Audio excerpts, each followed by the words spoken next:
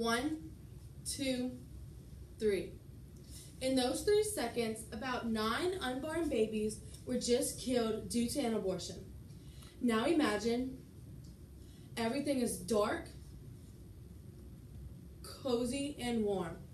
You are rapidly developing while living inside of the womb.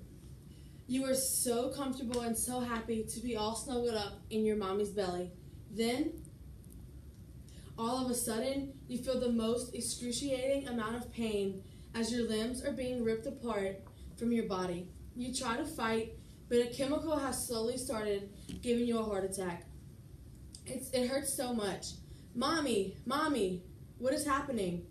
Why are you allowing them to do this to me? You fight as hard as you can, but in one quick snap, it is all over. Your life is over. Abortion ended your life before you even got the chance to live it.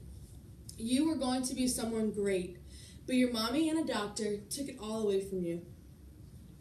The terminating of innocent babies using dangerous procedures through abortion is morally wrong and violates the right to life. Hello, I am Dr. Sarah Sonnier, and I am the member of the Ethics Board at Franklin Hospital. Today, I would like to share with you what abortion is, what happens during abortion procedures, viability, and why I do not agree with it. According to the Palo Alto Medical Foundation, abortion is defined as ending a pregnancy before the fetus, an unborn child, can live independently outside the mother. If abortion happens spontaneously before 24 weeks of pregnancy, it is called a miscarriage. An induced or therapeutic abortion is caused deliberately to end the pregnancy. Now I will move on to what happens during abortion procedures. There are different abortion procedures for each trimester of the pregnancy. During the first trimester, up to 9 weeks of pregnancy, the abortion pill can be taken. 3 to 12 weeks of pregnancy, manual vacuum aspiration can be used, which is when the local anesthesia is used on the cervix and the contents are suctioned out like a vacuum.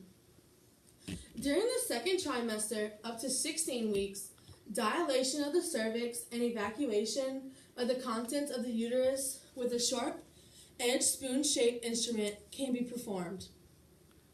After 16 weeks, an induction abortion can be performed, which is a surgical procedure where salt water, urea, or potassium chloride is injected into the amniotic sac.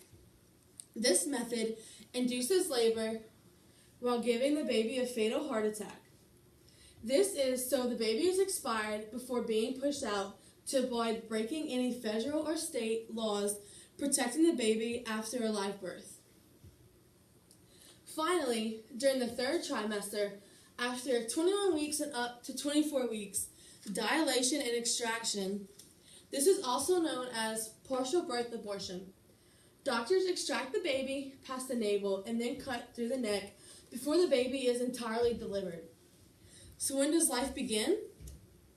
In Roe v. Wade, the state of Texas argued that life begins at the moment of conception, because at that moment, it contains all the genetic information needed to grow and develop to become a person. So it should have all the same rights as the mother does.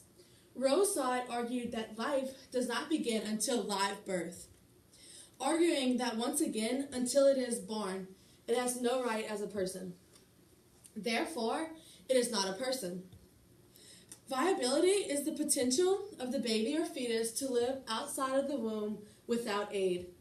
It was decided that the fetus is not viable until 24 to 28 weeks of pregnancy because up until then, it solely relies on the mother to keep him or her alive. Therefore, any time before 24 to 28 weeks of pregnancy, it is the mother's choice to decide if she wants to terminate the pregnancy or not. To conclude, you heard me correctly. The main argument of this case was that the baby is not viable before 24 to 28 weeks of pregnancy without solely relying on the mother. But when you really think about it, don't all babies from newborn to about 4 to 5 years old solely rely on their mother or father in order to stay alive.